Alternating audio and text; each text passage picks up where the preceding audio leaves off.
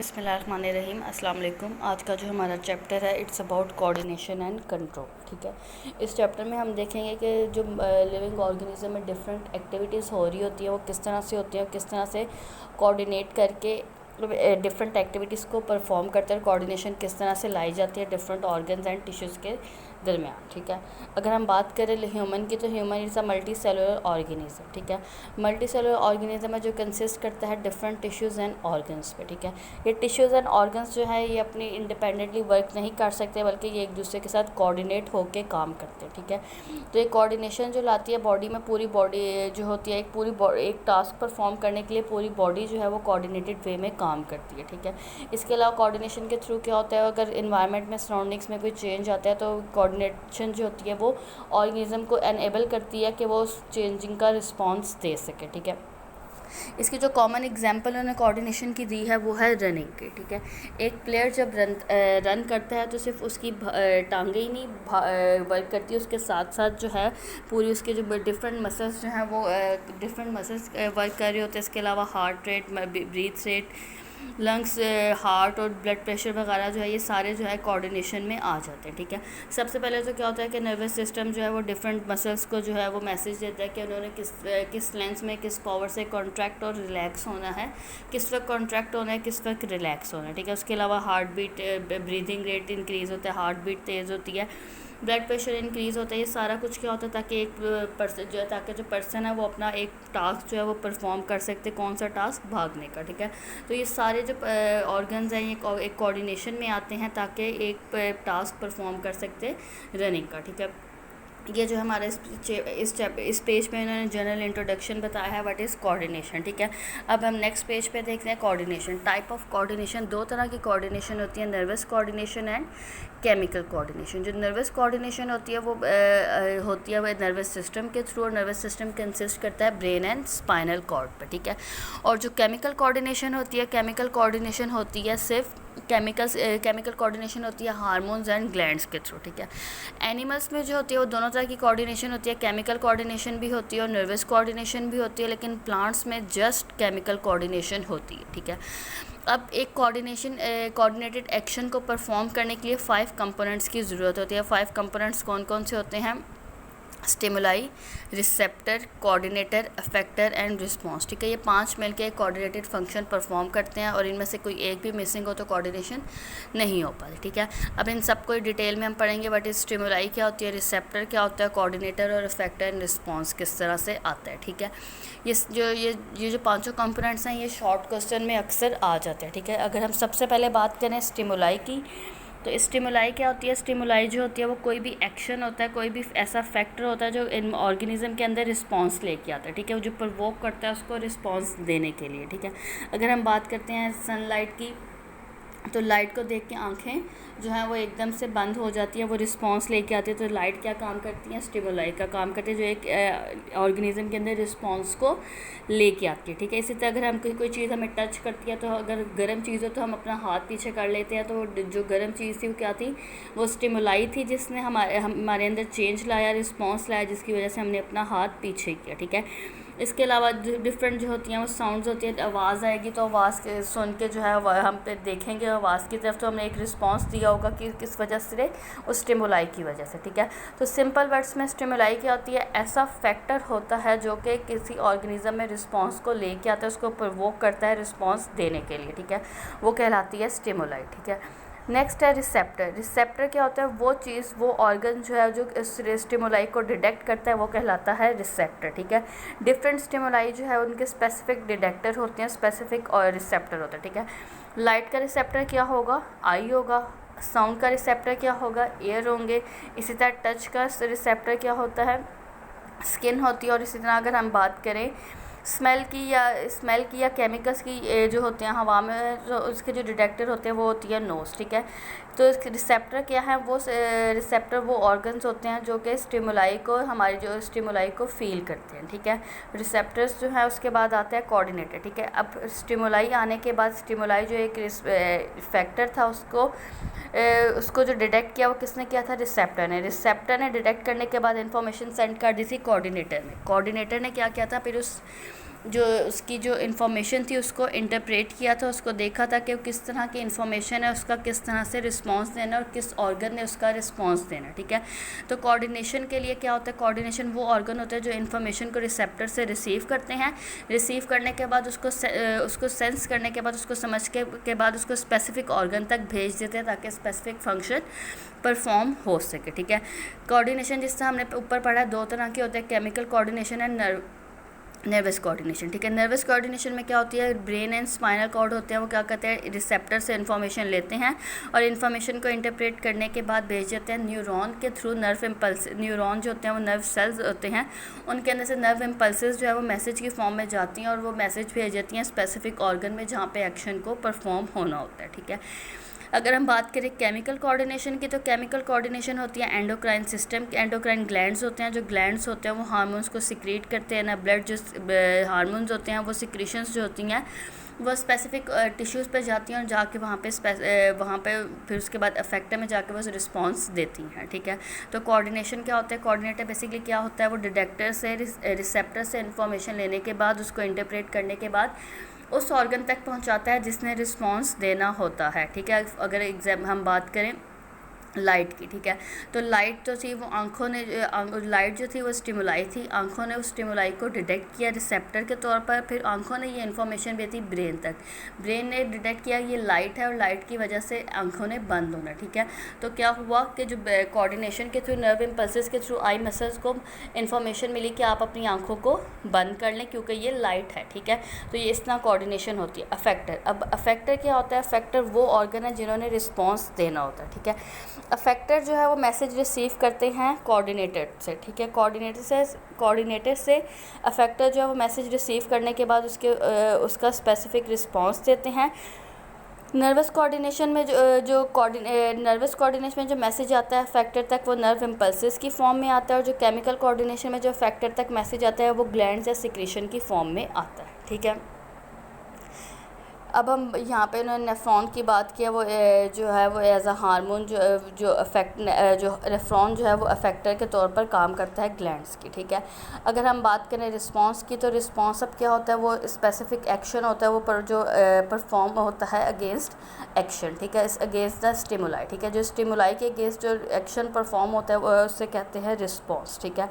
Response जो होता है वो जो होता है, अगर हमने इसकी एग्जांपल उन्होंने यहाँ पे दी, अगर आपने किसी गर्म चीज़ को टच किया तो आपने हाथ को पीछे कर लिया, वो रिस्पांस था। इसके अलावा सूरज ने जो है, सनफ्लावर्स जो होते हैं जब सूरज की रोशनी आती है तो वो अपना मुंह जो है वो लाइट की तरफ कर लेते हैं, तो ये इनके रिस्पांस है, ठीक है। अब रिस्पांस भी दो, जिस तरह केमिकल कोऑर्डिनेशन में क्या होता है, जो नर्वस कोऑर्डिनेशन में जो क्या होता है, जो रिस्पांस होता है वो इमीडिएट होता है लेकिन शॉर्ट लिविंग होता है, ठीक है, लेकिन उसका टाइम शॉर्ट होता है। लेकिन जो अगर केमिकल कोऑर्डिनेशन की बात करें तो केमिकल कोऑर्डिनेशन में जो रिस्पांस होता है वो स्लो होता है लेकिन लॉन्ग लिविंग रिस्पांस होता है, ठीक है। तो ये हम यहाँ पे आपने जो डिफरेंस लिखेंगे, अगर हम केमिकल कोऑर्डिनेशन और endocrine coordination, chemical coordination, nervous coordination, ये शॉर्ट क्वेश्चन भी आता है तो उसमें आपने ये लाइन भी लिखनी है, एक तो उनकी बेसिक डेफिनेशन लिखनी है, उनमें कौन कौन से ऑर्गन्स इन्वॉल्व होते हैं वो लिखना है। उसके बाद आपने ये बात भी लिखनी है कि नर्वस कोऑर्डिनेशन जो होती है वो शॉर्ट लिविंग होती है और जो केमिकल कोऑर्डिनेशन जो होती है वो लॉन्ग लिविंग होती है, ठीक है। अगर हम ये बात करें तो इन्होंने फ्लो चार्ट में बताया कि किस तरह से कोऑर्डिनेशन हो रही है, ठीक है। ये स्टिमुलाई आई थी, स्टिमुलाई ने क्या किया था, स्टिमुलाई को डिटेक्ट किया था रिसेप्टर ने, और रिसेप्टर ने जो इन्फॉर्मेशन थी वो ब्रेन को भेजी थी, nervous coordination brain and spinal cord को भेजी थी, जो के थे काम कर रहे थे एज अ कोऑर्डिनेटर, ठीक है। कोऑर्डिनेशन उसके बाद नर्व इम्पल्सेस की फॉर्म में न्यूरॉन के थ्रू जो मैसेज किया अफेक्टर था और अफेक्टर ने दिया रिस्पॉन्स, ठीक है। केमिकल कोऑर्डिनेशन की बात करें तो स्टिमुलाई थी, स्टिमुलाई ने क्या किया, रिसेप्टर ने स्टिमुलाई को डिटेक्ट किया, उसके बाद जो है केमिकल्स की फॉर्म में मैसेज किया एंडोक्राइन ग्लैंड्स तक। एंडोक्राइन ग्लैंड्स ने काम किया था कोऑर्डिनेटर, और उन्होंने हार्मोन्स को सिक्रीट किया जो कि स्पेसिफिक अफेक्टर पे गए और वहाँ पे जाके उन्होंने रिस्पांस दिया, ठीक है। आपने दो फ्लो चार्ट्स जो अपनी नोटबुक्स पे भी बनाने हैं, ठीक है। अब हम बात करते हैं ह्यूमन नर्वस सिस्टम की। ह्यूमन नर्वस सिस्टम की बात करते हैं। ह्यूमन नर्वस सिस्टम जो है वो कंसिस्ट करता है, उसके दो कंपोनेंट्स होते हैं ह्यूमन नर्वस सिस्टम के। अब हम कोऑर्डिनेशन की बात करें तो कोऑर्डिनेशन को समझने से पहले हमने देखना होगा कि वो उसके कंपोनेंट्स किस तरह से है, ठीक है। ह्यूमन नर्वस सिस्टम की बात करें तो ह्यूमन नर्वस सिस्टम के 2 मेजर कंपोनेंट्स हैं, एक है सेंट्रल नर्वस सिस्टम और दूसरा है पेरिफेरल नर्वस सिस्टम, ठीक है। सेंट्रल नर्वस सिस्टम जो है वो कंसिस्ट करता है ब्रेन एंड स्पाइनल कॉर्ड पे। पेरिफेरल नर्वस सिस्टम कंसिस्ट करता है नर्वस सिस्टम्स पे जो कंसिस्ट करती हैं नर्व्स पे, ठीक है। नर्व्स जो होती हैं वो सेंट्रल नर्वस सिस्टम से निकली होती है और पूरी बॉडी में स्प्रेड हुई होती है, जिनके थ्रू मैसेज जो है डिफरेंट पार्ट्स तक जाता है, ठीक है। जो कंपोनेंट्स हैं वो मेरे जो पूरा नर्वस सिस्टम जो है वो बना होता है न्यूरॉन का। न्यूरॉन के स्पेसिफिक सेल्स होते हैं नर्वस सिस्टम का, ठीक है। तो ये बेसिक क्या है, ह्यूमन नर्वस सिस्टम के जो है वो 2 बेसिक कंपोनेंट्स हैं, कौन कौन से, brain and central nervous system and peripheral nervous system. Central nervous system consist करता है ब्रेन एंड स्पाइनल कॉर्ड पे और पेरिफेरल नर्वस सिस्टम कंसिस्ट करता है नर्वस सिस्टम पे जो कि पूरी बॉडी में स्प्रेड हुई होती है, ठीक है। अब हम बात करते हैं न्यूरॉन और नर्व सेल की, ठीक है। जिस तरह में हमने अभी पिछले पेज पे पढ़ा है कि पूरा जो नर्वस सिस्टम है वो बना होता है न्यूरॉन का, ठीक है। न्यूरॉन जो है नर्व सेल्स का, ठीक है। अब ये न्यूरॉन और नर्व सेल्स जो हैं वो क्या है और इनके किस तरह से इनके स्ट्रक्चर और किस तरह से अपना फंक्शन परफॉर्म करते हैं, ये हम देखेंगे। लॉन्ग क्वेश्चन में भी आता है। न्यूरॉन या नर्वस सिस्टम जो है वो क्या है, functional unit of nervous system है, ठीक है। जो पूरा नर्वस सिस्टम है ह्यूमन का वो बना होता है न्यूरॉन सेल्स से, ठीक है। बिलियन ऑफ न्यूरॉन सेल्स होते हैं, उसके साथ कुछ न्यूरोजिला सेल्स जो होते हैं, जो सपोर्टिंग सेल्स होते हैं वो भी होते हैं, ठीक है। न्यूरॉन सेल्स जो होते हैं वो स्पेशल किस्म के सेल्स होते हैं जो कंडक्ट करते हैं नर्व इम्पल्सिस को। नर्व इम्पल्सिस बेसिकली मैसेज होता है जो जाता है रिसेप्टर से कोऑर्डिनेटर से अफेक्टर तक जाता है और ये कम्युनिकेशन किसके थ्रू हो रही होती है, नर्व इम्पल्सिस के थ्रू। नर्व इम्पल्सिस किसके अंदर मूव करती है, न्यूरॉन सेल्स के अंदर, ठीक है। अब हम देखते हैं न्यूरॉन सेल्स जिसका स्ट्रक्चर है, न्यूरॉन सेल्स बना किस तरह से होता है, ठीक है। न्यूरॉन सेल्स की जो बॉडी है वो कंसिस्ट करती है 2 पार्ट्स पे, एक है सेल बॉडी और दूसरा है एक्सॉन, ठीक है, एंड डेंड्राइट्स, ठीक है। जो axon and dendrites and cell body, जो सेल बॉडी है वो कंसिस्ट करती है बेसिकली उसके अंदर लोकेटेड सेल बॉडी के अंदर होता है साइटोप्लाज्म एंड न्यूक्लियस, ये इसकी सेल बॉडी है। सेल बॉडी है, इसके अंदर क्या होता है, साइटोप्लाज्म एंड न्यूक्लियस, ठीक है। दूसरा पार्ट्स क्या था, डेंड्राइट्स और नेक्स्ट एक्सॉन, ठीक है। डेंड्राइट्स जो होते हैं वो क्या करते हैं, मैसेज लेके आते हैं toward the centre, toward the neuron, और एक्सॉन क्या करते हैं, मैसेज लेके जाते हैं अवे फ्रॉम न्यूरॉन, ठीक है। तो ये 3 पार्ट्स हैं, कौन कौन से, major 3 parts, cell body, dendrites and axon. Cell body के अंदर क्या होता है, साइटोप्लाज्म एंड न्यूक्लियस।